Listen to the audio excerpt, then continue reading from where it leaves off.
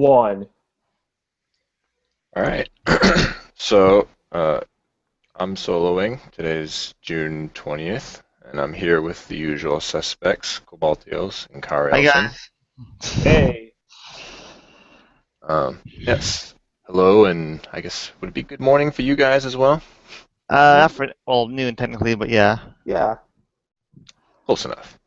But hello to you, and hello to everyone listening. Um, so it's been a good while since we had our last episode. Uh, is there anything exciting happen? Well, You mean besides E3? oh Yeah, yeah, that's right. true. I mean, huh. Well, I'll say what the only things that happened to me that were interesting that that has to do something personal is that I took my qualifiers for my PhD. I just want to leave it like that. I don't even want to answer that. There's some stuff that I just don't feel like going into right now. So while I've been kind of drowning that out of my face, I've been marathoning. Is it wrong to? Oh God, Danmachi. There we go. Screw it. I'm not gonna say the title. Yeah. I tried. Yeah, is it wrong to pick up girls in a dungeon? Okay, there we go. But yeah, I've been watching most of Danmachi, getting that ready, and starting to prep up for a review for the season finale next week. Are you up Um, to 11? Actually, I'm halfway through 11 right now. Okay. Yeah, I'm at that certain point where certain things happen, and Belle has to do that certain thing. I know that. I actually haven't seen. I'm on 9, I think, at the moment. Okay. I haven't even started the show yet. Yeah, I I've know been it's everywhere. I know it's vague, but like I don't want to spoil, especially since like we were just coming back from this. It would suck to kind of spoil within I don't know the first 3 minutes of the Plightcast. Yeah. But That show's alright though. yeah, it's okay. That and then Yamada-kun and the Seven Witches, which has been like my watch. Uh, I like it as I like the fact it's being adapted, but man, there's always the joke, speed kills, and Taylor Twellman, whenever he's doing color commentary, when somebody scores like a goal, it says about how if somebody like is a very very fast runner that can score, he's like, oh, speed kills. And I'm not gonna lie, speed does kill, and in this case, it's killing the story and like a lot of the more emotional connects. Um, it's disappointing. I can go more into it later, but that's pretty much it. What I wanted to bring up. That and E3. So yeah, uh, I'm done here. Alright, I guess I'll go next. So I've been watching a lot, but mainly that's because um I made a trade with one of my coworkers to start watching Eureka 7, because she's into anime as well. So we talk about it a lot, and so we got to making this proposition where like uh, if you watch this anime, I'll watch yours, that sort of thing. Okay, And so she was surprised that I hadn't seen Eureka 7 since it was on Netflix. She's like, "You need to go watch Eureka 7." that's true. It's a pretty strong show. Yeah, I'm enjoying it so far. What episode are you? I'm in the mid 30s, like Okay, 33 or yeah. something like that. Yeah, I would say the first chunk up to like maybe I don't know if it's episode 6 or maybe episode 12, but in that range, it's fairly slow. I won't lie, it's fairly slow, but it picks up afterwards. Yeah, She hits the fan pretty quick. I mean, I'm liking it a good bit. Like I like all the characters so far, even the supposed antagonists and such. I just think they're good people for the most part. Um, and I think what's interesting about this show is that for the most part, the characters I feel like they're written as people rather than like as caricatures. Like they feel relatable, um, especially all of Gecko State, that sort of thing. Um, but so the only I guess problem that I have with the show is at where I'm at. The whole alien threat, the Corellians, is starting to come up as like the main topic of the show. Mm-hmm. Um, and I feel like that has come on a little too sudden. Because like the first half of Eureka 7, I feel like is largely a character story. Um, Yeah. where you're getting to know these characters, you're getting stories about them on an episode to episode basis. And then like around I don't remember the exact episode. It was like maybe 27 or so. You have this attack by the Corellians, um, and that just shoves them into right into the focal point of the show. Yeah. And at that point, you still don't actually know very much about them. So this event happening, it's kind of out of left field, and you don't really understand what's going on. And Mm-hmm. I don't know. I hope that they explain themselves later on because we still don't have a good idea of what the Corellians are. I mean, they're trying to establish them as it's like trying to establish them as antagonists where we don't actually know very much about the antagonists. I don't know. I'm Yeah. not doing a very good job explaining it, but I I don't. I haven't don't gotten really like the far in way. that one myself, since I have kind of I remember watching at one point, but Yeah. I remember reading about like some other little details, and I think I'll be kind of surprised about some of the later things, because I was like, wait, what? Okay, whatever. Yeah. I like it overall though. I also like the main character a good bit, Renton, Mm-hmm. because in a lot of ways, he's like other, like, kind of generic mecha antagonists in that he's kind of whiny. He's a little kid with a special mech. Yeah. Um, but I don't know.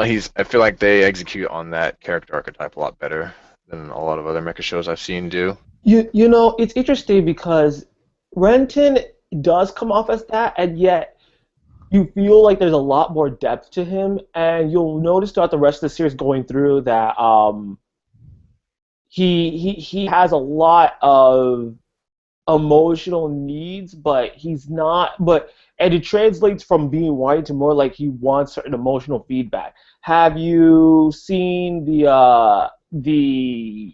I don't know, but there is a point in the series where Areta gets like a new family. Have you Yeah, been up to Charles that and point Ray. yet?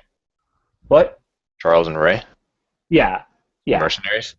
yep. Yeah, I feel that, like at that point it is a significant transition for Renton emotionally. yeah, yeah.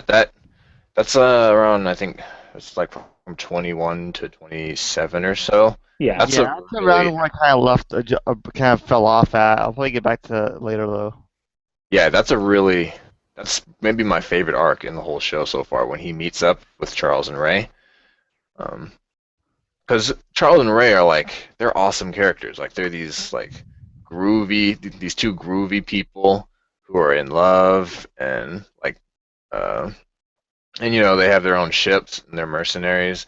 So and I don't know, it's a weird arc, but it's um because they just kind of pick Renton up and he hangs out with them for a while.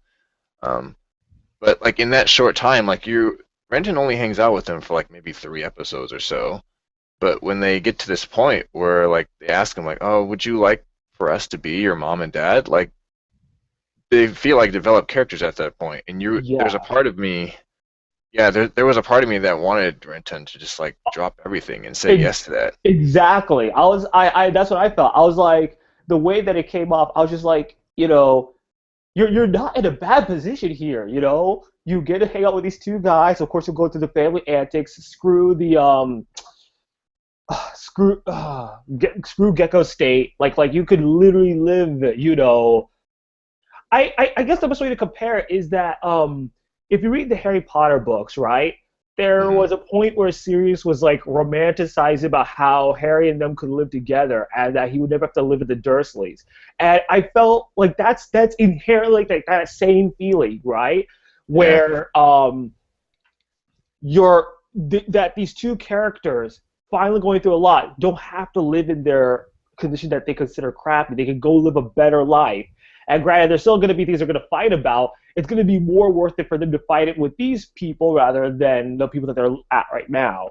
So that's something that I personally enjoyed about it.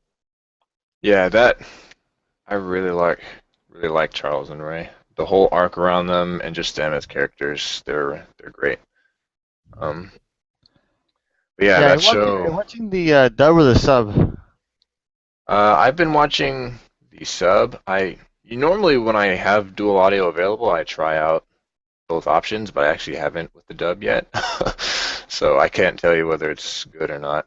Oh, okay, I, because I watched the dub myself, so it was actually pretty good. yeah, Yeah. because you finally get to see Johnny Young Bosch do his like young kid impression, which That was so funny weird. you know it's weird, Weird but but it cool. works. Yeah. The first like because what was it? I remember one point I watched Gurren Lagann for a little bit, and that was Yuri Lowenthal who played Simone, and then he jumped over to this show. I thought it was the same character, but it wasn't. It was like, oh, it's Johnny Young Bosch. Okay, I wasn't really expecting that. Yeah, yeah. Yeah, I guess the other thing is I don't really have a clear understanding of how the mechanics of lifting work. So like this show has a decent amount of jargon, which I'm used to, it being a mecha show, but like Yeah, I'm used to them explaining that sort of stuff. yeah, Like yeah. I like understanding the different trappings of what makes what makes this technology work in this universe. But they don't really spend a lot of time talking about that. They just mention like, oh, like there's no trappers in this area. I'm like, well, okay. You want to tell me what that means, or Well, yeah. um, or like they talk about ley lines, for example, or like I feel like I don't really have a clear understanding of some of the mechanics of the technology behind it, um, and that hmm allows them to use them as plot devices. So, like for example, I mean they have literally hoverboards in this show, and so like for Uh, example, I there's would call them hoverboards because these things can fly, not yeah just they can straight up hoverboards. fly, Yeah. and so um, there's a point I think in the teens in terms of episodes where Renton actually it's right before he meets up with Charles and Ray. He's on this journey of self-discovery, and he's walking. I'm like, why are you walking when you have this hoverboard or lift board with you? Um, but they could easily explain that as like, oh, there's no trappers in the area, which would be kind of lame, but it seems like kind of a convenient plot device. But whatever. Um, but Yeah, overall, I like it. It's a good show. Um, that's good. yeah. And I haven't been watching a lot of the ongoings. I kind of stopped just because I wanted to build up a reservoir because I like them so much. Um, like I'm waiting to pull the trigger on Arslan especially. That's a show that I know I'm going to want to marathon, and Sidonia as well. Knights of Okay. Sidonia. Um, but I have been watching Don Machi. Um, kind of slowly been catching up on it. Like I said before, I'm on episode 9 or so, I think. Um, yeah, that show's okay. It's decent. Um, I don't know, like I'm enjoying it. I think it's fun to watch. Like it's got some great action in it sometimes, and I like. But you know it's not. But you know it's not going to be a classic. Yeah, Like like it's it's going just to be. it's the sort of show that like you'll say like, oh, I'm enjoying watching this, but you'll probably forget it in a year from now, or even like a couple months from now.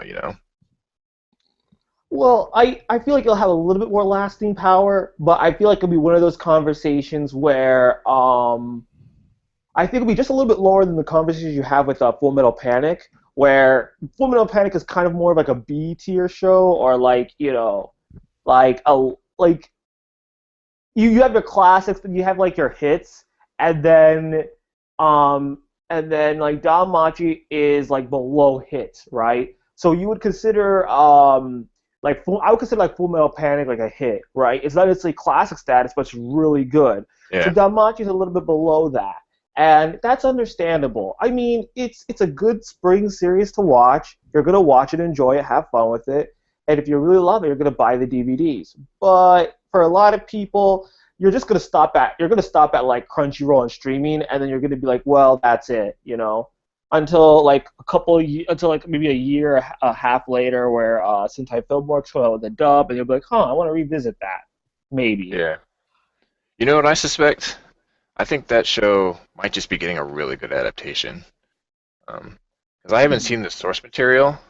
I haven't like read any of it or anything, but like I get the sense that the original story is not as interesting as the anime makes it out to be. Apparently Hestia, Huh. for example, is not nearly as prevalent in the original story as they. It seems like they kind of knocked it out of the park animating her, as opposed to how she is in the novels. But that's Huh. that's that's what I hear. You So it know, might just be that that show is getting a really good adaptation. that's interesting because like I actually have like the second book. I have to review it for a fandom post, and I may I may do that. I may go back because like the person that originally reviewed it saw read the first book, saw the series that episode that corresponded to it, and was just like it's not that interesting. But I have the second one, and I've already seen the second arc, so I'd like to be able to read that and see where that's coming. I think that may be true. I think this may be one of the very few times where the adaptation handles itself appropriately, that the source material isn't being held back. That may just be it. And Yeah, I'm gonna probably investigate that. So. yeah, it's a fun show. I'm enjoying it. The bit where where he killed the Minotaur was awesome. I'm not gonna lie. Oh I yeah, really that liked that that fight. that was dope. That was Yeah, dope. dope is the word for that. Yeah.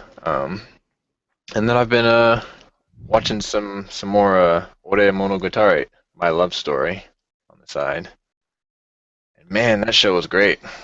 That's uh, it's one of those shows like there aren't very many shows like this where you're just smiling ear to ear as you watch the episode, like just constantly. Like at the end of an episode of that show, like my face is sore because I'm smiling the whole time. Um, like it's just so adorable, and it's just fun. It's very lighthearted. All the characters are just so lovable, and they're not like straight archetypes either. I feel like it's like you have this main character who's huge for one thing. And like he's kind of all the girls see him as kind of ugly, um, and he's not very bright. And so you think like, oh, that's all there is to his character. Like he's just this unpopular, like really, I guess, lame guy who's who kind of stands out. But there's a little bit more to him. Like for example, you assume that everyone dislikes him except for his best friend. Like, oh, he has no friends. He's just kind of a loser. Uh, that's actually not true. It's actually just the girls that he has trouble with. For some reason, none of the girls seem to like him. Um, which, well, I'll get to that again. I'll get back to that in a second. But the guys actually like him a lot. Um, so, like for example, he has a best friend named Suna, who is like the typical pretty boy, most popular guy in class. All the girls love him.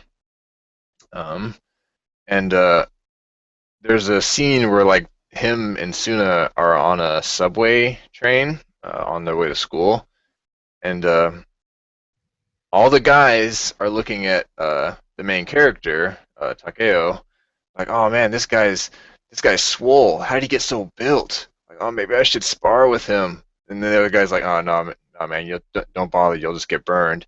And then there's all these girls who are like, oh man, who's his friend? He's so hot. Like maybe I should go ask him out. Or like, no, man, you'll just get burnt. That's right. um, Wow. but yeah, it's like they're both actually really popular, just with different demographics, I guess.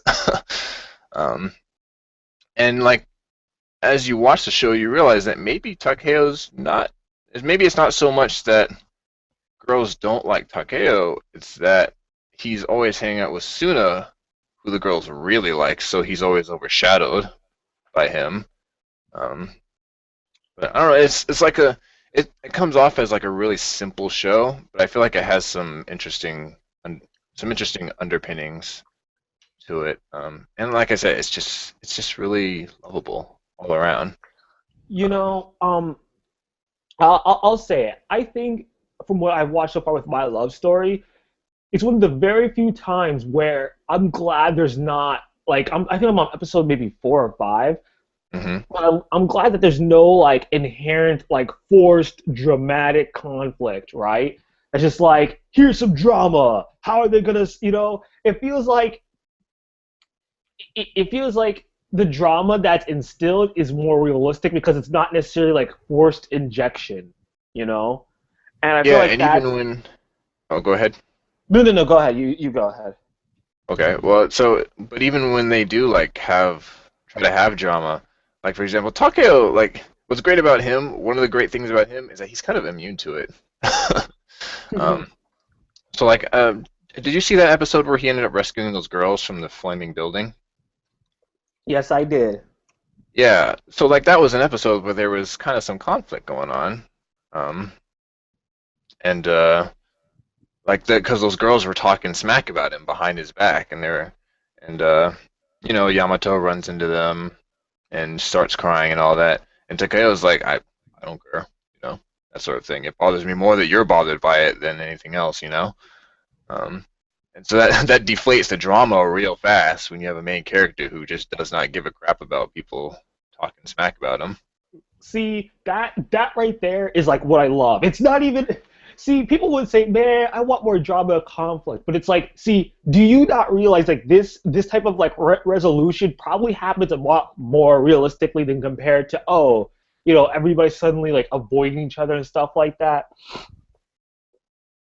But yeah, So, yeah, it's such a great show. I'm glad it's getting 24 episodes because as I understand, oh, yeah, that's gonna oh, it's bring it at 24. up to par with the manga. Oh, I thought it was gonna be a 12 episode. Awesome. Yeah, Yes, yes. yeah. Okay. So let me see if there's anything else. But yeah, that show's really good. Oh, and Seraph, Seraph of the End. Uh, I'm gonna say one thing right now. The animation in that show has dropped off in the last half. Oh, that's not good. um, there are some instances of like battle scenes that aren't really scenes. It's more like a drawing of a battle happening, and they're just panning over the drawing. I was gonna say, is it flip book action? Like. Oh no. Yeah. Um, so I actually think that show was pretty decently animated during the first half. But man, they kind of when the shit hit the fan, they kind of dropped off. That's not good. But uh, I still like that show. Okay, I guess. I don't. Uh, mm, I like the world of that show. I think it's kind of interesting. Um, the whole post-apocalyptic humans are still making it. And they had this whole concept of demon weapons um, and this idea that the humans are actually the bad guys in this story, um, or at least some of the higher up humans anyway. Um, I'm kind of enjoying the story and world, even if like it's to the point where I think this it's done its job as an adaptation. Like I kind of just want to go read the manga, um, because yeah. But yeah, I mean, I don't know. It's okay.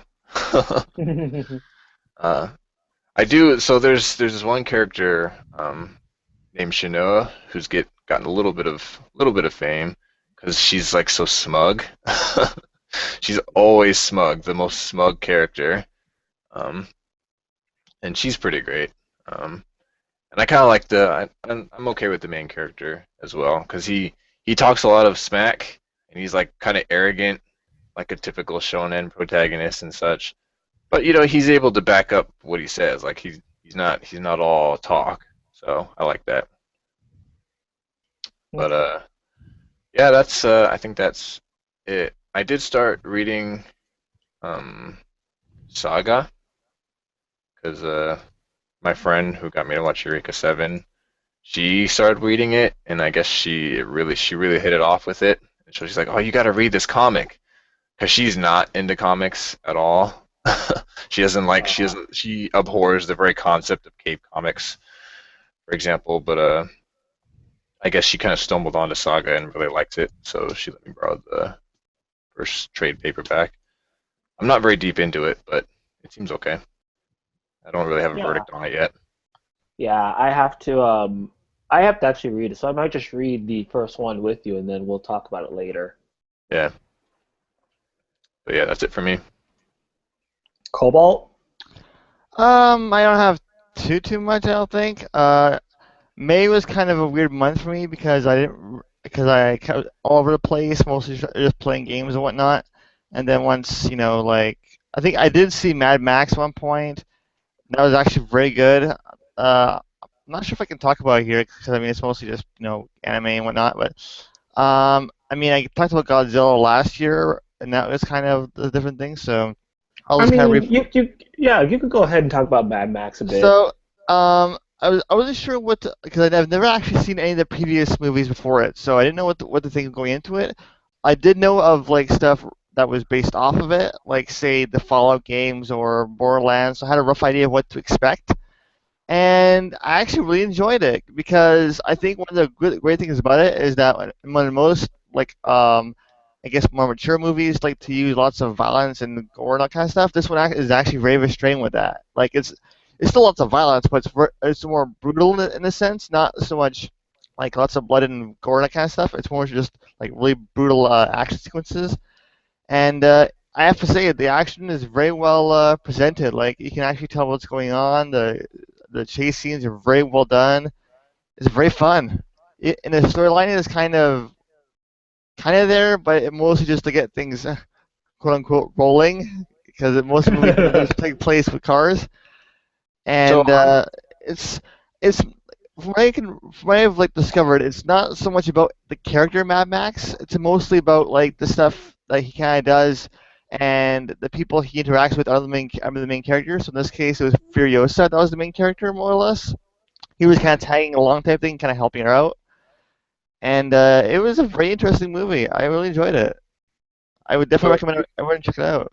do you have a history with Mad Max, or do you just kind of Um, None. I have never seen any of the previous movies. I know of it, but that's okay? about as far as it goes.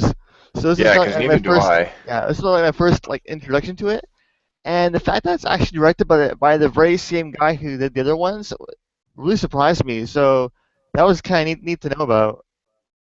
Yeah, apparently that show or that movie's actually been in production in some form or another for a very, very long time. Like I guess they had actually already completed filming a long time ago for the most part. It was just a matter of getting funding to distribute it.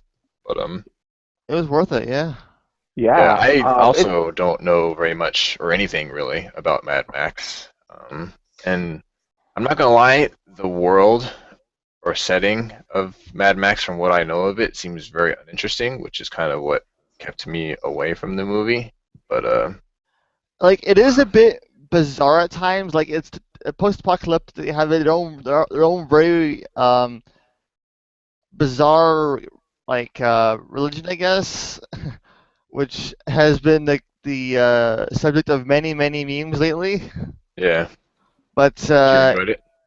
oh yeah. So let's see. That was in like May around. After that, I picked up Splatoon, and well, I didn't really do much else after that. But I decided to try and watch some of Squid Girl, at least the English dub of it, because I found it. I figured out, oh, what the hell, and I, That show's not bad. I It's like tried a to comic watch some book. of it, but I kept getting distracted by other things, and it just wouldn't seem to work right on my tablet. So I'm like, I'll wait for this. Well, it's not very plot Um, driven, so like unless you're yeah, really into it, you kind of I guess it can be hard to stick with it, just like yeah. any other. The format was a bit bizarre at first, so I'm like, okay, it's one of those kind of shows. I'll come at this later. I Yeah. mean, there's some decent humor to it. It just, yeah, it's a little weird at first. Um, I also caught up with some of my web comics. I haven't really done too much with that. Um, I watched some more of, 'cause I got bored one day. I watched some more of Iron Man Armored Adventures. A couple episodes of that. Hmm. One of them involved. One of them was called Iron Man 2099, and that one hurt my head at the end of it because it's basically Tony Stark's grandson from the future, essentially, trying to stop him because he makes some Oh kind of yeah. technology virus or something. and then it's like he has to stop him from creating it basically, and then you find and then like is it by the end of it I'm like, okay, this completely messed with all kinds of time laws, so like my head hurts. And the other one involved the character of the controller, which was actually an alright episode, a little bit bizarre, but that's what to expect. And that was fun for that one. I caught up a little more of Thunderbirds Are Go, which is actually not too bad. I think I'm getting used to the whole live action slash CGI model thing going on, which is kind of how it works. But it's still kind of I'm still getting there, but I'm getting used to it now. Um, One of the episodes was basically a rendition of 2001: A Space Odyssey because the one of the AIs called EOS is basically HAL 9000, complete with the iconic line, "I'm sorry, I can't let you do that, John." I'm like, really, really. But they reconcile, and EOS is now like John's partner in the space station with Thunderbird 5. That was kind of neat. I like how they, because what happens is that EOS is basically trying to make it seem like John's perfectly fine. There's nothing's really going on out there in the world, even though there is. And the way they find out that it's not John is when they ask him about how he feels about Grandma Tracy's cooking, because she's a very bad cook, and he says that he likes it. So they're like, oh, "That's not John. You would never like that kind of stuff." So that's when they find out. Okay, we need to fix this now. And yeah, there's still more episodes to go through. I'll probably wait a bit because I think we're almost at episode 12, which means there's gonna be a break, and then this fall is gonna be the other 12, so I'll probably wait a bit before then. Let's see. Trying to remember if I did anything else. Not that I know of. I don't think I saw any movies lately either. So yeah, nope, that's pretty much it as far as I can tell. So yeah. Okay, that's cool. So, there's a lot of different stuff, but we're going to focus on just a couple of the things this particular playcast. So, the first one is actually that. So we're seeing that like Sony, Marvel, and Paramount are all skipping Comic Con this year, and they don't Wait, necessarily Marvel have is? something to go. Yeah, Marvel is like as in I think it's just Marvel Studios. So like all the movie like giants like Marvel, Sony, Paramount Pictures and stuff, they're not gonna go to San Diego Comic Con. Um, Really? That's kind of weird. yeah, Interesting. Okay. yeah. I mean, what do you guys think? Well, I Um, mean, is there any I particular reason why? yeah.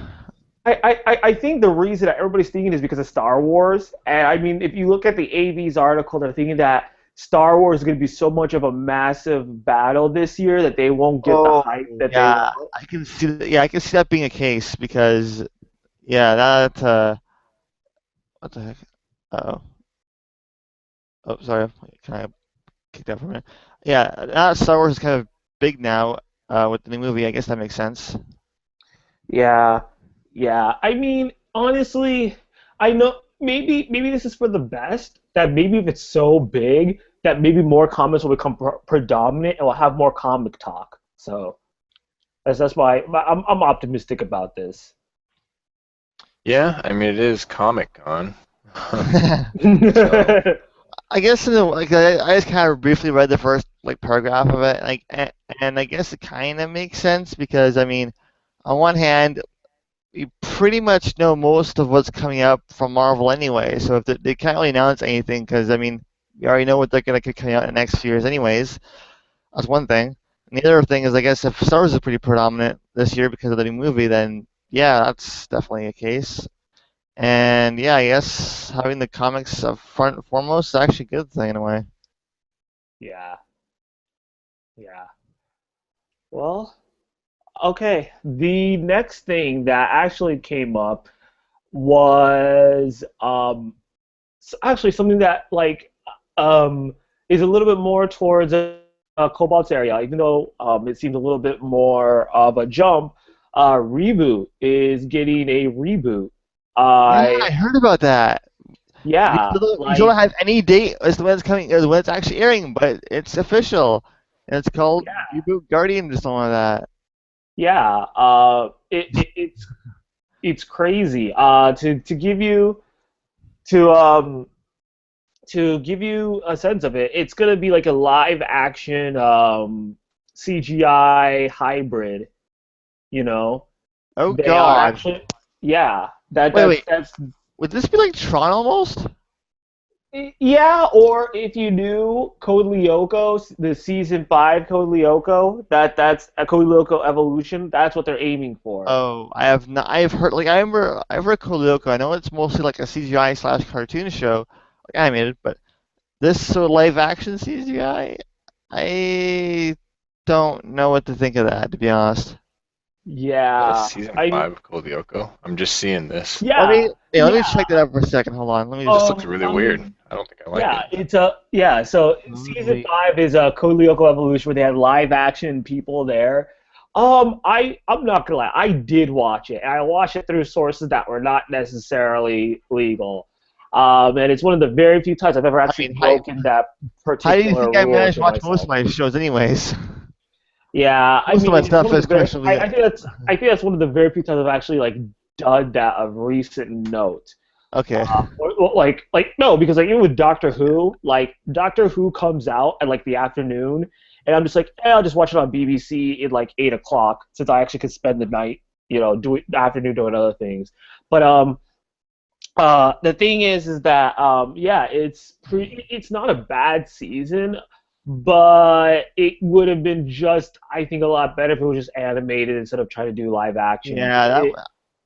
Do you know if it's the same company doing it? Like, do you know if it's still Yeah, mainframe? yeah. Mainframe's Okay. still doing it. The guy that originally did Reboot's still doing it.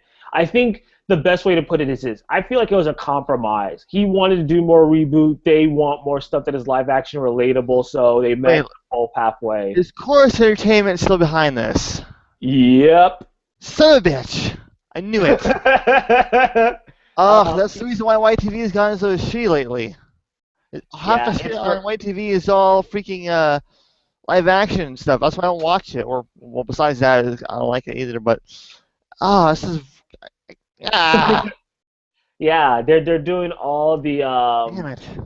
they're doing the west. They're doing like the north, like except for Canada, they're doing like North American stuff. So yeah, Chorus Entertainment's on this. Ah. So yeah, I mean, The Verge actually had a interview there. I haven't necessarily read it yet, but if you go check out The Verge's interview, you'll probably be able to get a little bit more information about that and how that all got constructed and stuff. So that's one thing that's happening. Then, I mean, anything else? Do you have anything to add, Solo? Well, I just saw this morning that they announced. Well, they didn't announce, I guess, but ANN picked up, I guess, some information available from Toei Europe that Dragon Ball Super is going to be 100 episodes. Which makes sense. So what is Dragon Ball Super exactly? Is it like another series or something? It is Yep. a sequel series. Um, Basically, it's if I'm understanding it right, it's going to take place after Dragon Ball Z. Like they're just kind of sweeping GT under the rug. Wow. And they should. And they should. Like, no, I will tell you this right now. GT should only be mentioned in either laughter, mocking, or the attempt to forget it. Or else you shouldn't even be in the lexicon. There, Wow. It's that bad? it, the best way to put it is this. Uh, I mean, I kind of I've watched some parts of it, and even the parts that were supposed to make sense did it. The Oh, baby arc is essentially the Boo arc over again, which I thought was garbage to begin with, and halfway through. Um, Black Star Dragon Ball is not necessarily a good arc, and especially when they're trying to recapture the old Dragon Ball feeling, really, really comes up as horrible. Just convoluted plot lines. The best plot lines that come from there take too long for you to get there, and at the end of the day, it's not. No, I mean the best way to put it is this. Okay, I don't think even Funimation has attempted to remaster GT. I think they want to remaster Dragon Ball, but they don't want to remaster GT. Wow. So Okay, that's interesting. yeah, but that's just my pet theories. But That's hey, my pet. everyone like, but I mean, they've been making the movies lately, so I mean, if they're making another series, then Yeah, go for it. which makes sense. And Put guess an what audience for it. takes place it takes place in Dragon Ball Z after that. Put an audience So for it. So go for it. yeah, but 100 episodes makes sense. The I'm just movies, worried about the. do you, I Please, Go don't ahead. remember if the please movies make are canon or not. Are they? The movies are canon. please All of make them? the pacing better. I don't think all of them. I think particularly F, Okay. Resurrection F, and Battle of the Gods are the particularly Yeah, canon because I remember that ones. was supposed to be like the big deal, like, oh, Battle of the Gods is canon, whereas I guess they weren't before. Um, Well, I mean, if you watch the Dragon Ball Z movies, they're weirdly placed in timelines that don't necessarily make sense, but are plausible. It could have made sense. It's just like it's kind of like the best way to put it is this. There's one that happens like during, I think it's like during, I think maybe the Cell games or like some other part, and it's just like, well, yeah, sure, this could have happened, but there's other things that kind of mix in that don't necessarily correlate with the time, so it comes up as it just being non-canon. Whereas It's with Battle of the Gods and Resurrection F, they're like of distance enough that it actually makes sense when they happen. it's kind of like how they do Pokemon movies because on one hand they are kind of canon because it's like it takes place at some random point in the show itself, but the funny thing is that the show will never actually directly make reference to those movies, so it's a really bizarre canon how that works. Like it'll be like I'm trying to think of a good example here, like movie 8 of like has Ash have the whole aura thing, and that doesn't get mentioned until like doesn't get brought up until later in like Sinnoh, but they never make any mention of the movie itself. So Yeah, it's a really weird canon how it actually works. It's really jarring at times. Like you kind of go, okay, you guys saw this thing. I know you did. Why are you making mention of that? Okay, fine, whatever. yeah, yeah. I agree. I agree. It's just, I mean, at least with Pokemon, yeah, they don't mention it, but like there's a time feasibility for that. But with Yes, Dragon exactly. Ball Z, it was like the time feasibility was just like unorthodox. I think only the Trunks Android Saga arc actually had like enough time plausibility for it to happen. Wow. But yeah, yeah. But yeah, so Super Skinny 100 episodes is really good. Hopefully the pacing is better than Z. We'll see though. Yeah, just take the well, it's all original from here on out. So Okay, that's good to that's know. yeah, we're hoping that that will happen. So, I mean, I there is one thing I wanted to quickly talk about. So uh there's this particular wedding cake that I actually topper that I saw on the internet, and it is literally like one of the most nerdiest branding of wedding toppers of all time. And it'll factor into stuff that we'll talk about in a little bit. But if you look at it, it's like a wedding topper of a guy playing on his PC, Batman Arkham Knight, and then the what is it, the wife, the bride, drag him away. And if you notice the detail, it's so crazy. That's Like, great though. okay, I love it. Oh I mean, God. I I mean, I'm mean, not gonna lie, I don't blame the guy. It's gonna be amazing. She'd have to yeah. drag me away too. Wow. That's actually pretty crazy. Although I think they probably just slapped on a picture of Arkham Knight onto the computer monitor thing, but But wow. like, well, like I mean, okay, there's a whole like negative stereotype about like women and like the drag and stuff like that, and I flat out agree with that too. And but like I also look at the thing and I'm like, if you look at there, right, you have Batman Arkham Knight, right? Then look at the TV. It has a Lenovo label completely branded out on there. Then if you look at the beard, the Yingling's completely branded there Oh too. In God. fact, if you look at the mouse, I'm pretty damn sure that's a Logitech mouse. Like it literally screams that somebody paid them for branding, and it was from Reddit. It was funny because even the Redditors were like, they were like, dude, this seems like Okay, paid no. advertisement. And I'm like, yeah, it really does. It really seems like somebody paid you to show this off. and then to say, yo, look what I'm gonna put on my wedding cake, which you think is gonna be on your wedding cake, but isn't. I I, highly. I hope don't put Go that ahead. on wedding cake. I think that cake's not gonna support that thing. It's just gonna Yeah. go, just gonna squish the whole thing down, and it's gonna be less of a cake than anything else. Yeah. Plus, I don't know. I feel like it's too branded for it to be like realistic, right? Like I know people do that, but like, come on. I don't know. Anyway, I don't know, man. You might be reading too much into it. Because like, who's Yeah, what gonna you mean? pay someone I like just to the, advertise to a yeah, wedding even the audience? mouse. You can't really tell. I mean, the mouse is you can tell it's a mouse, but you can't really see anything branding on it or the keyboard even. It's just the monitor that has Lenovo and the beer. That's about it. And honestly, that's just Lenovo. Like it could have put Acer, they could have put Asus, they could have put HG, they could have put anything, honestly. And for the beer, I'm not really sure about that, but whatever. Maybe it's just the guy's favorite brand. Who knows? Yeah, I was about Nah, to say like he might just really like Lenovo and Yuang Ling. That's his favorite nah. beer. I will say I'm not necessarily a beer person, but Yingling's pretty legit. But then again, that's an East Coast thing, and I will be flat out biased into supporting that. So I will admit bias from that. Um, but yeah, since what is it? Batman Arkham Knight got released. Oh, We'll it's next transition Tuesday. yeah. Well, the scores got released, and I'm just gonna transition from this to quickly that video game, and particularly E3, so you could look into that a bit. So yeah, I think everybody has given it mostly great reviews. Like everybody's like, this is gonna be one of the best games you're gonna ever play, and especially in the summertime, you probably want to get this game. I Oh, still I haven't already beaten got it. City yet. I mean, Hell, you don't have to tell me. I beat Asylum. I started playing City and it just kind of fell off from it. I'm like, I'll come back to this later. Yeah, I think that one of the missions I had to do, I got sidetracked a bit with something else. I'm like, oh well, I guess I'll play this later. And I haven't come back to it since. I'm like, oh crap. So this will probably give me some incentive to at least work on that. yeah. I'm so hyped. Got my pre-order. Got my receipt. I'll be there on Tuesday. It's comic related. We can talk about it next episode, right? Yeah, yeah.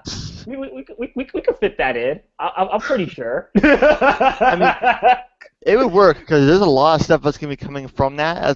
That's also actually like I think you're even getting a comic book from it too. So I'm just saying, what's going to happen is that the next Plightcast, it's going to be 30 minutes of like Solo just gushing over Dark of Arkham Knight. He's going to be like, no spoilers dude, though. I don't want to hear. Well, yeah, I don't like Yeah, guess the not lines into Polygon. spoilers. I mean, I already know the whole plot of Arkham City anyway, so it's not a big deal. I guess. oh, 10 out of 10 on Polygon. Yeah, they get better stuff 10 out of 10 that I didn't agree with, like Gone Home. So I'm not exactly gonna take their review too seriously. But True. if it It's sounds just not the good, game I it's would expect something to to get a get. 10 from them, given that they have scored games like Gone Home like that. I don't know. I mean, the way that I look at Polygon is this. Polygon for reviewers tend to deflate scores, which is great because everybody thinks a 7 out of 10 is worthless. When in reality, it's actually a really good score, Yeah. right? So for this to be a 10 out of 10, it's pretty much going to be hard to knock down. I think I read what was it? By the way, who did the review for the Arkham Knight for Polygon? It was Justin, which Okay. is also interesting because he doesn't seem like someone that I don't usually agree with his gaming tastes. Okay. Yeah, that's interesting, Justin. Okay. Um, hmm. I will say that I did read a GameSpot's review. They pegged it at a 7, and it was some decent points too. I think it was Kyle Ord or something, and he actually had some really good points about things that felt forced into things like the Batmobile and stuff, and things always have an excuse for it for you to put you in that. And so, I mean, a 7 is not bad. A 7 from GameSpot is like, yeah, you're probably gonna pick it up. But I feel like a good deal of people are going to pick it up about a year from now with the Game of the Year edition at like $60 because it's going to have so much DLC that everyone's going to want to Yeah, get I'm it. about to put what I'm gonna do because I still have to work on Arkham City. I just recently picked up Arkham Origins, I mean, and you I can just have skip a ton Origins, of but games coming out the fall too. Like Fallout 4 is coming out this fall. Xenoblade Chronicles X is finally coming out in December. Did you just say it's coming out this fall? Okay, well, fall winter, yeah. Fallout 4, yeah. Are you sure? yeah, it got Oh, yeah. Bethesda's E3, the Tara's like, we don't want you to wait too long, so we're releasing it November they 10th. yeah they dated Fallout 4, man. So Oh, I'm pretty much, surprise. yeah, I'm pretty much, I didn't think it was coming out this year. That seemed impossible.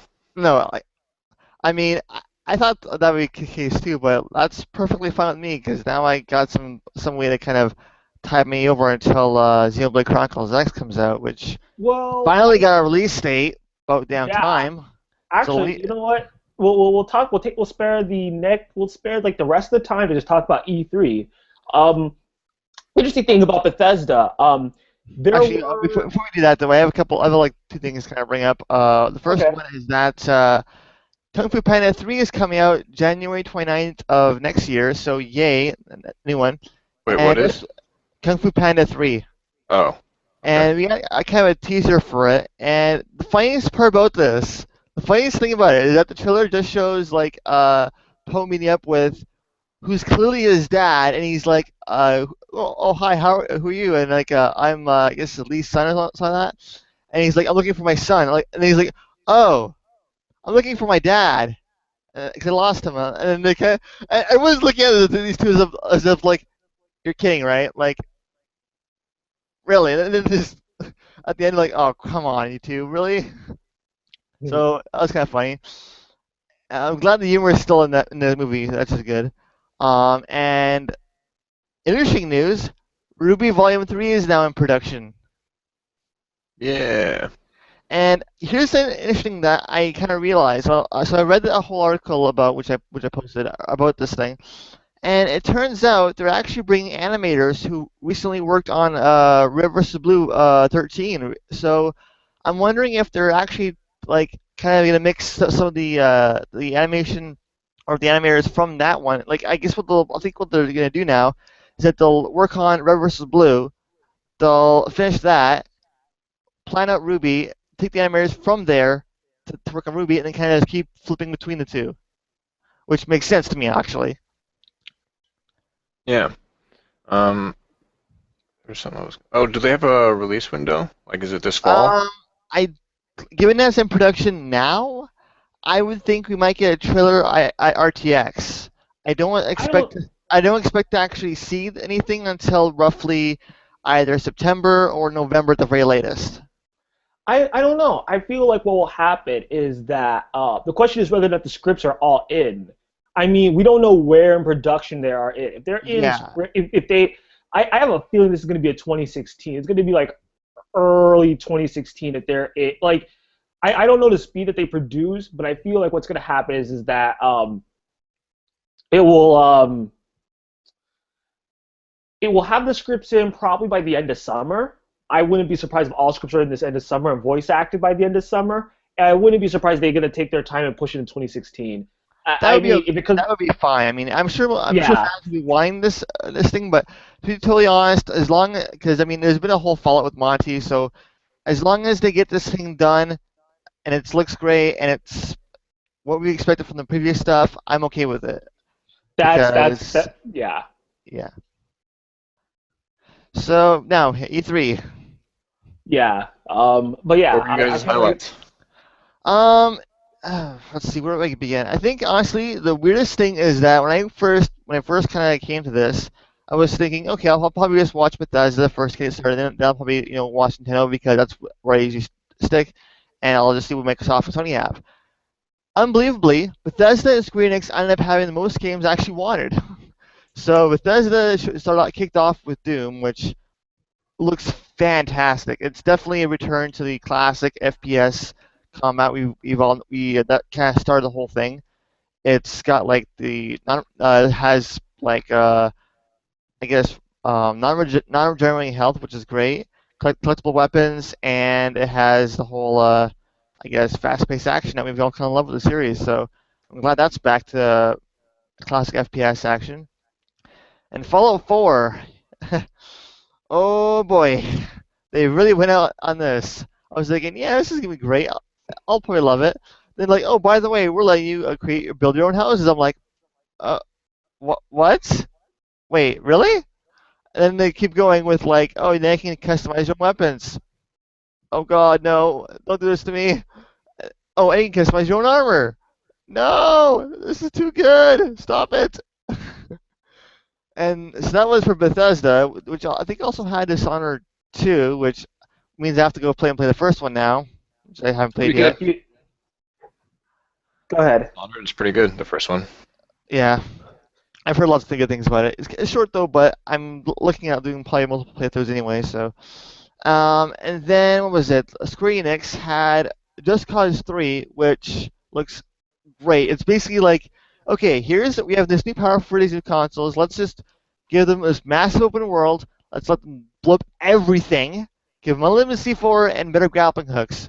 Have fun. Yeah, the grappling hook Like, and the whole the fact that they were improving the grappling hook and parachute Oh. system is like what's really But yeah, it's like I think the one thing I'm thinking that they're realizing about this current gen now is not so much they can make better graphics, but there's more power to do more with the world itself, which I think they're kind of slowly realizing now, which is why the games are actually better now. Because sure, you can make anything look great, but now they're realizing, okay, now we have all this power. Let's actually use it. Let's actually make these crazy things you can do now that you couldn't do before, which is great. 'Cause that's kind of the whole point of this.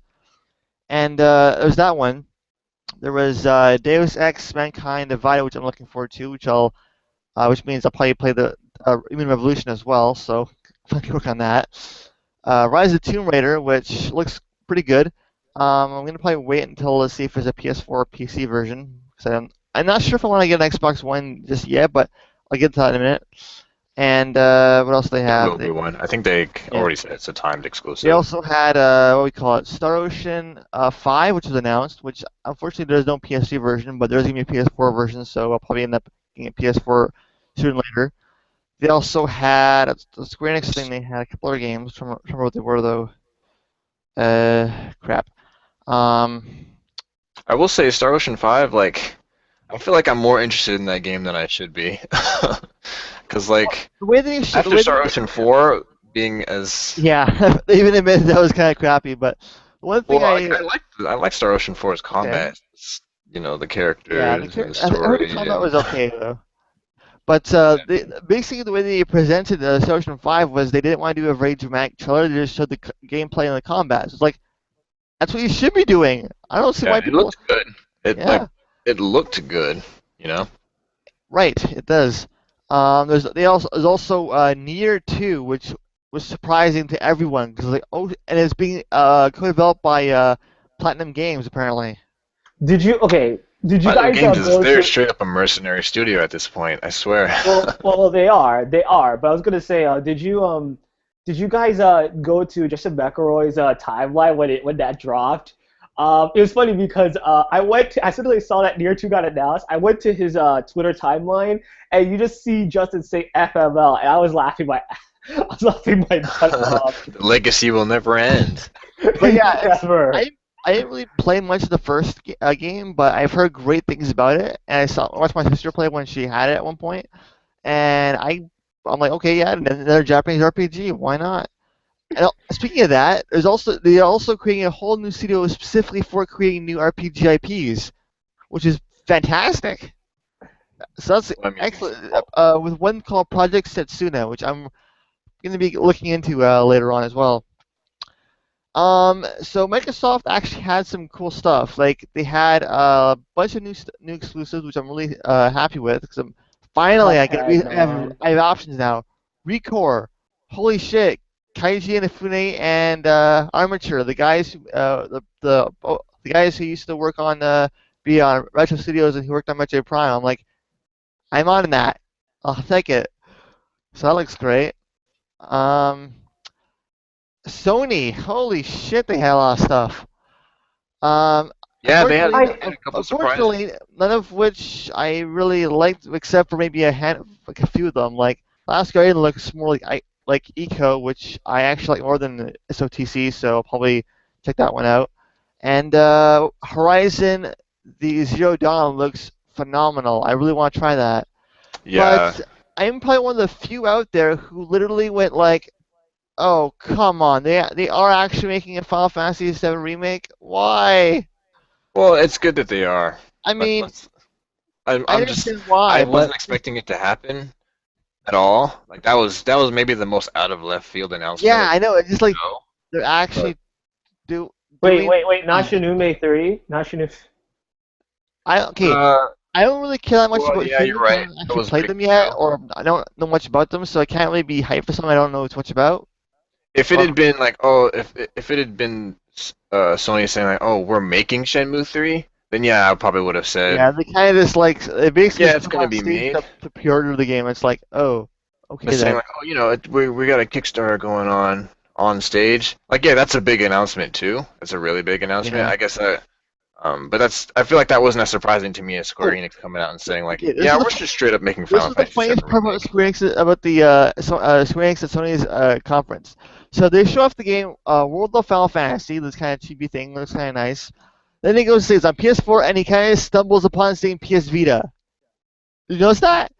It was hilarious. Yeah, yeah. PS4, Well, he because stumbled on saying it because it's like, oh, it's on PS. I mean PS Vita. It's like, because okay, guys. nobody. That's because like I know Wodi's gonna kill me, but like nobody particularly like is enthusiastic about the Vita. Like I mean, I, it's I, not I a bad get I, console, but unfortunately, it's just getting ports of stuff that already exists. well, okay. It's true. Okay, let me get up some of my opinions right now. You want to hear some of my hot opinions about this? These are going to be straight up hot takes at this point, okay? First off, I'll say this. Sony had arguably the most disappointing E3, mainly because they all like they had very few things that are going to be launching this year. Most of it was just, Ayo, here's a demo of it going to be released next year. But the thing is that Sony doesn't need to worry about this. I was actually talking to Polygon moderator Super Noob about this, but the truth is that Sony has never been a first-party company. Like, if you look at the vast majority of their IP, That's they're kind of not. true. They all They're more like a second party and third party group, more or less. exactly. Do you? I'll put it right here, right now. Okay. Naughty I Dog Sony mean, they only have more has, first-party studios those than are all second parties, Microsoft. not first. but the problem is that their first-party studios are not like elite tier. I know it'll shock a lot of people, Well, but that's they're fine, but like, that doesn't mean they're not a first-party studio. No. but like, okay, here's the Maybe thing, it means right? they're not a great first-party studio, but they still move Yeah, up to be a first-party but game. but like they're not like system sellers, right? If you want to know what a system seller is for Sony, Oh, they can be. Gran Uncharted Turismo. sometimes is.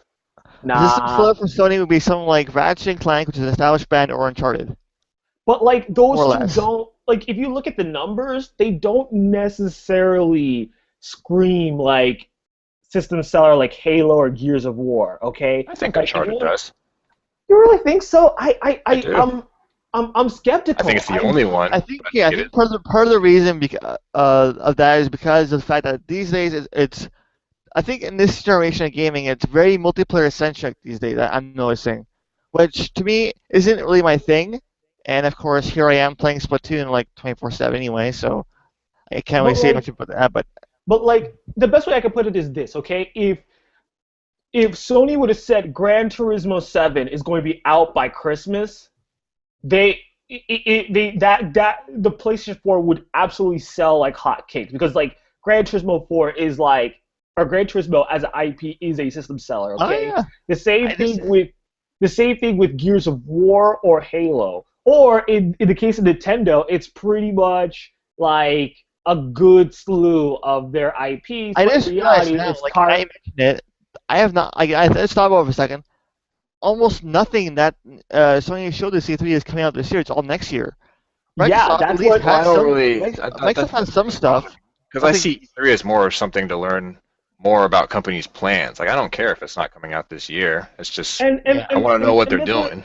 and that's what I kind of said with that's what I was trying to say to a Super Noob and even Sean that it does not matter. Sony as like a company for first parties don't necessarily need to have like blockbuster IPs because all third parties will do it for them. They said, okay, Destiny, we'll just give you exclusive DLC.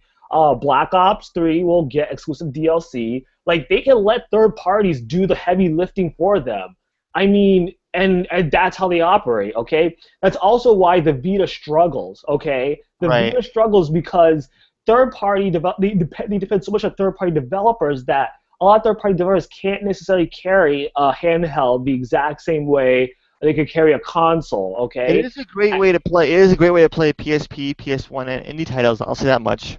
Yeah, and that's like the bigger problem. Whereas if you look at Nintendo's consoles, I think Nintendo had like a really strong E3, but I don't think Yeah, a lot of people will I get to will, I will that. disagree. understand that. Yeah, I'll get to that in a minute. So EA and Ubisoft have very mixed opinions, up to me at least. EA surprised the hell out of me with Unravel.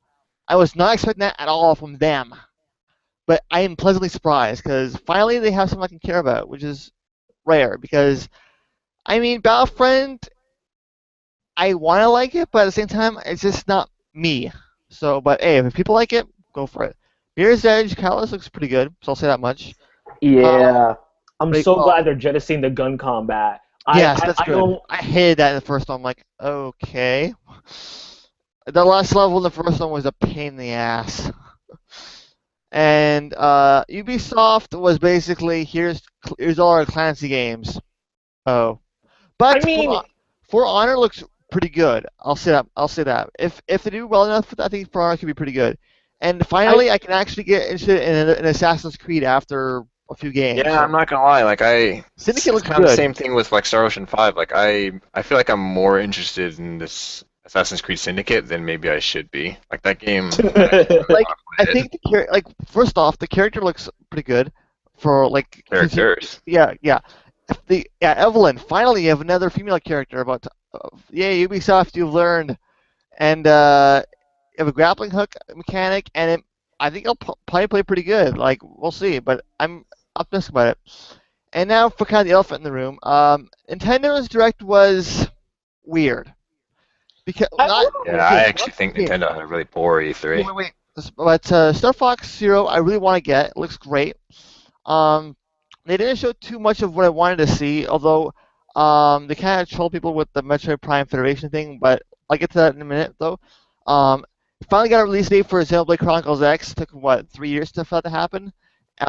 December 4th. That's fine. I was a little bit kind of bitter about that, but I realized okay, if Fallout 4 is coming out in November, yeah, that'll definitely top me until then. um, but they had a few games I was looking forward to. Nothing too crazy. Especially considering I only really had Xenoblade Chronicles to look forward to really. But the one thing here's what saved Nintendo, and this is why I'm glad they have this Treehouse. Here's why. Because most of the time they'll always showcase games that weren't shown during the actual direct. I find the direct is because the direct is a condensed thing. They'll just show a bunch of games through it. And we talk a little bit about here stuff on that. But they usually use the Treehouse to go in depth with the games, kind of showcase different levels, games they couldn't show during the conference itself, all kinds of that kind of stuff. So we got to see stuff like Fail Frame. We got to see more stuff from the new Shin Megami Tensei game, the crossover between Fire Emblem, which looks really good actually. I'm really excited for that one. From yeah. Face looks great. Um, Fatal Frame Maiden of the Black War looks actually really good. I never actually played that series before, so this was actually first time for me. So that'll be kind of cool. Yoshi's Woolly World's probably what I'm buying. Star Fox Zero looks pretty good. They show and then what was it? They showed a bunch of other few games like that. Oh, Typo Man. They showed a few indie games.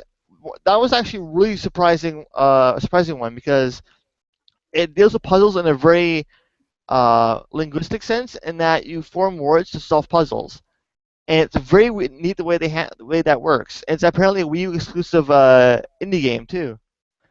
They also had Fast Neo Racing, which looks fantastic. People were saying it's a mix between F-Zero and Wipeout, which and it is the funniest part.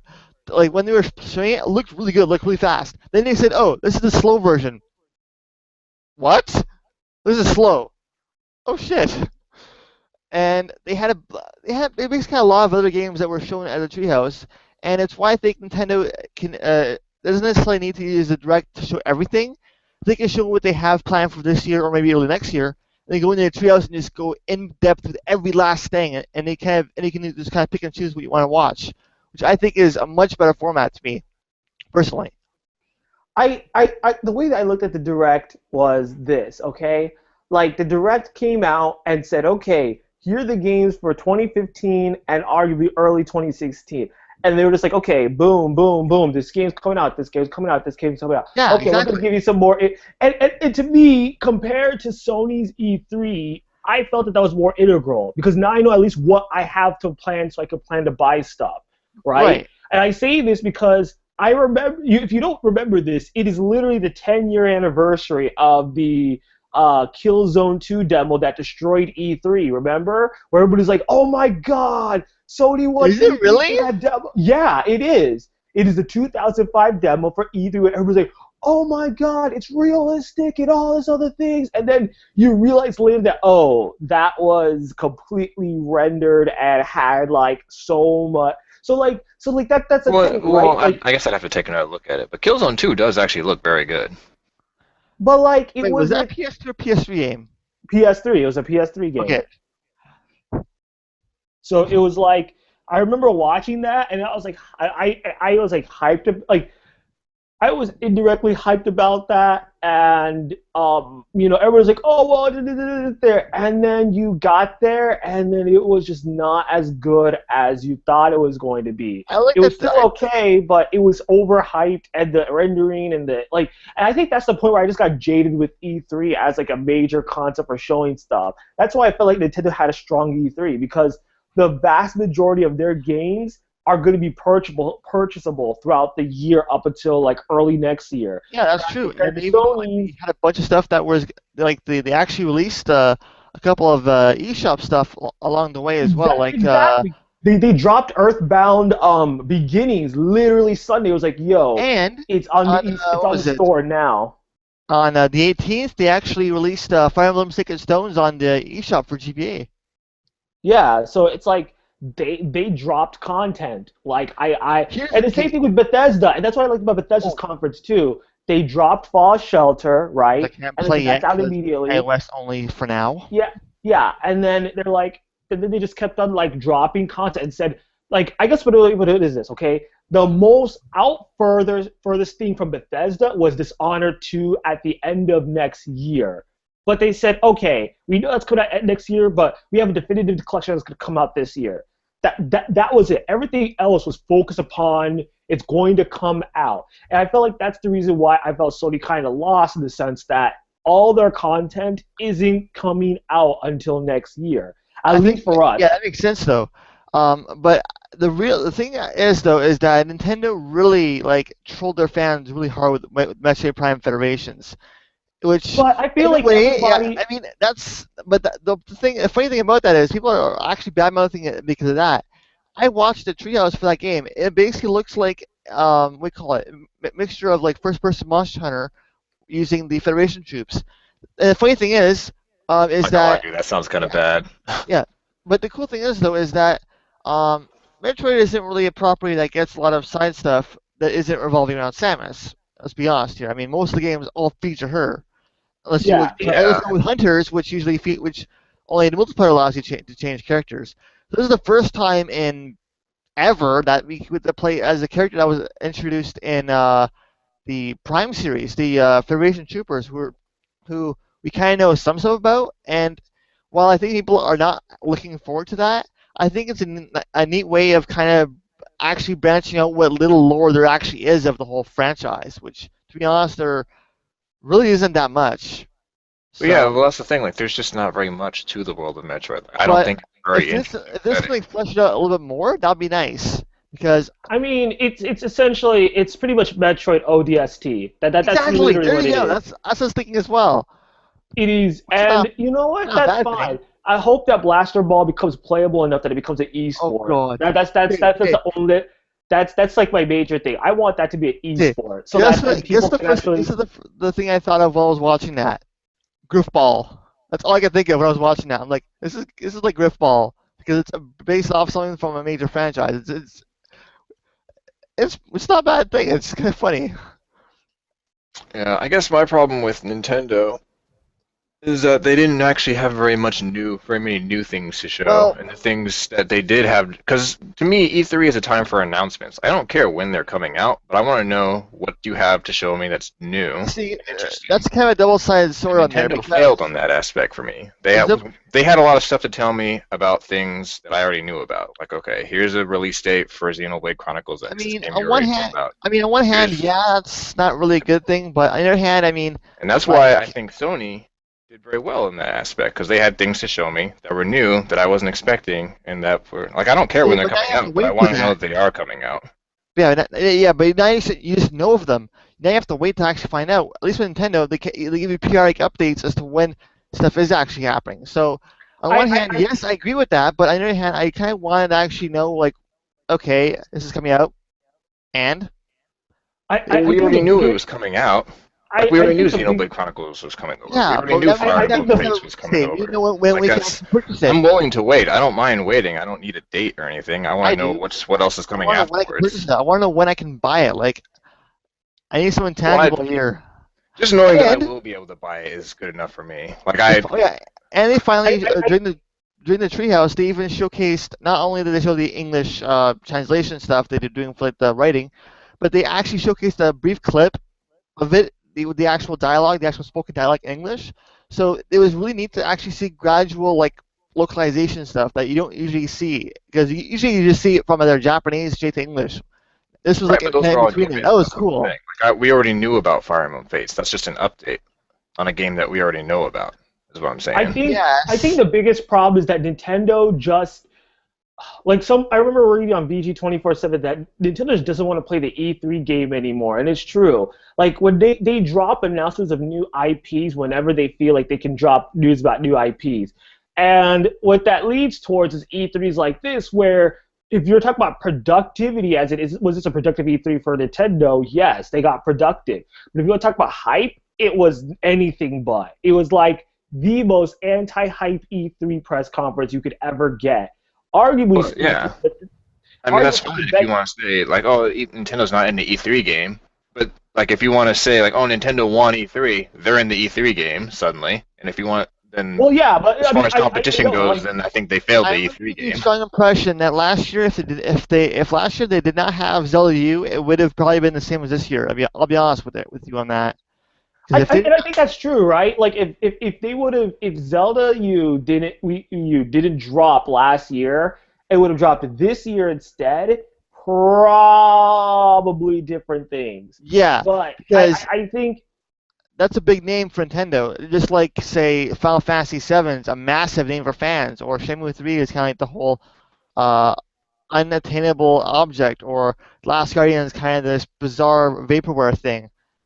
yeah, I don't know. I think overall Nintendo, if you want to talk about productivity, Nintendo Bethesda, they were all productive. I would argue that they've produced. If you want to talk about like hype and what they don't know, then yeah, Nintendo completely botched it. I don't know. I guess maybe it's because of just being jaded with too much hype, but I'm just like at least I know that this thing is going to be out and I'll be able to at least get it. A But I couple don't things, know. a couple things surprised me about Microsoft though. The first one was that they're actually getting backwards compatibility back. Yeah, but Yes like, and no.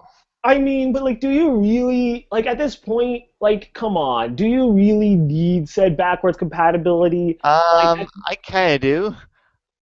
I I mean, mean, it's a cool feature any way you spin it. there's I'm a not few going to sit games I'd here like and to play poo-poo it. again that I haven't played in a while that I kind of gave my 360 away, so I would like to have that back. But the other I thing that was mean, the other thing the I most like backwards compatibility a lot, so I'm in support of it, yeah 100%. the Like, thing I'm that not going to sit here actually and say like, oh, I yeah need backwards compatibility, but if they're going to do it, I'm going to say yes, that's a cool feature. yeah, I agree, I agree. I'm just, the other thing that surprised me was that when Todd Howard it was like, oh yeah, by the way, after they showcased the a Fallout 4 at Microsoft, like, oh yeah, by the way, one thing I've been wanting to do with this thing I haven't been able to do before, mod support.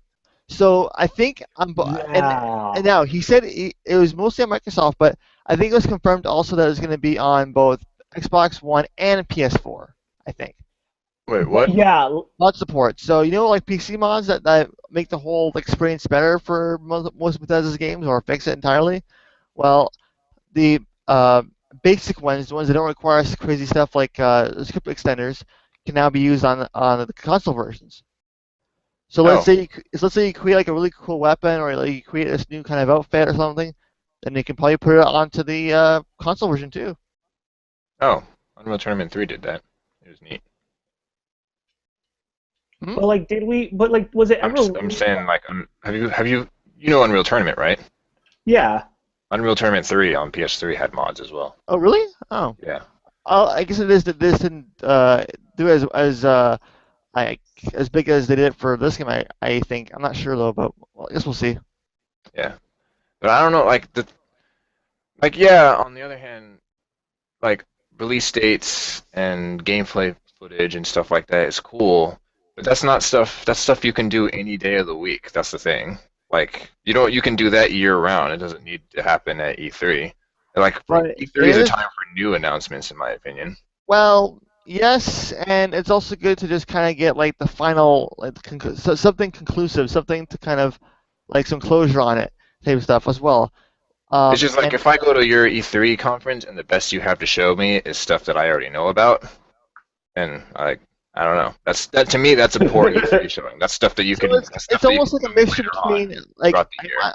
I want to say it's kind of like 2013 and 2014 kind of mixed together because Nintendo's was kind of a weird mixture of 2013 and 14, but also like we got a lot of stuff that coming out next year in a sense, like from what we have from 2013.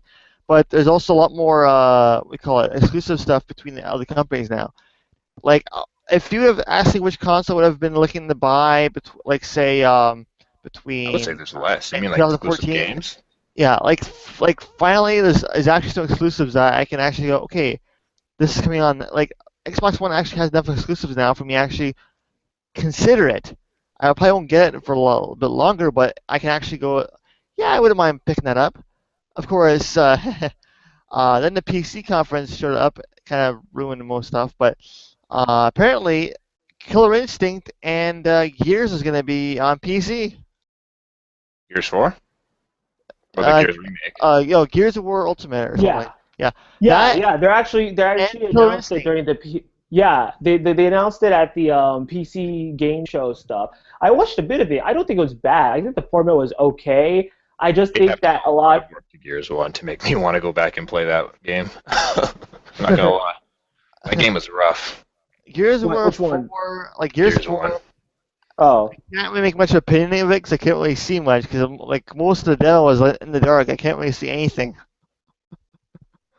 Yeah. That was a really awkward demo. It's like, here's Gears of War 4. I can't really tell what I'm looking at here.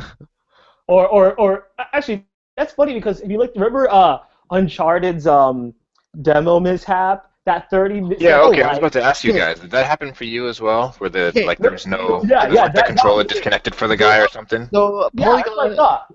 Polygon found out what happened. Apparently, the guy was trying to get a control. Went on stage with the controller. Thought he had it connected. It turns out it wasn't actually connected to that PS4. Had to fiddle with it for a little bit to actually get it to work again. Okay. Yeah, because I saw E3 in theaters. Yeah, I'm So like, because I was watching this going, okay, did they botch something? Did it freeze? I'm like, okay, you're just kind of standing there. Okay.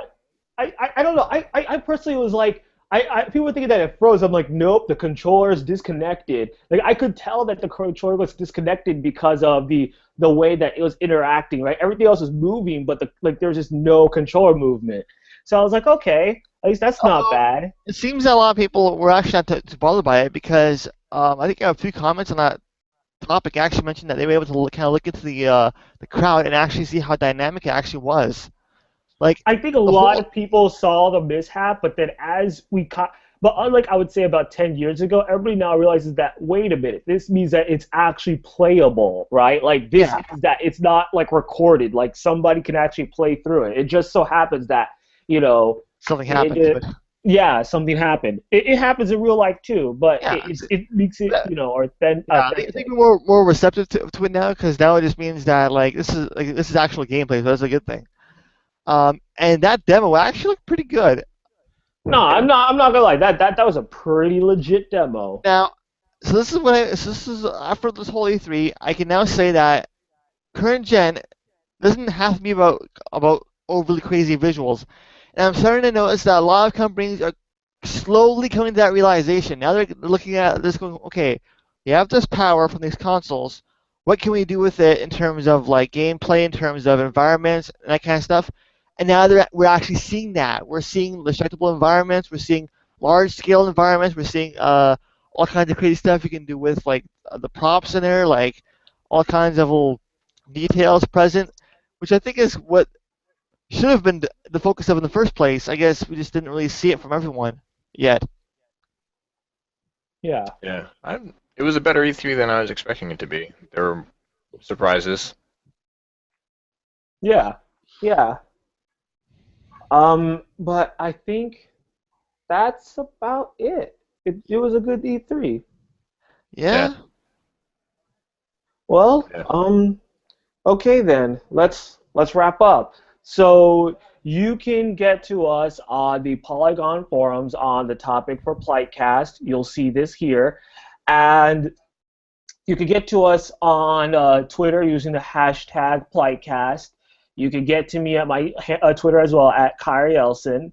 You can, post up on the Polygon forums as well, besides the topic, but at the Plight itself. Just search in the off-topic forums and you'll see us there. So with that being said, this is Kyrie Elson signing off. This is Cabaltios. And I'm soloing. Okay, we'll see you guys later. Bye. Bye.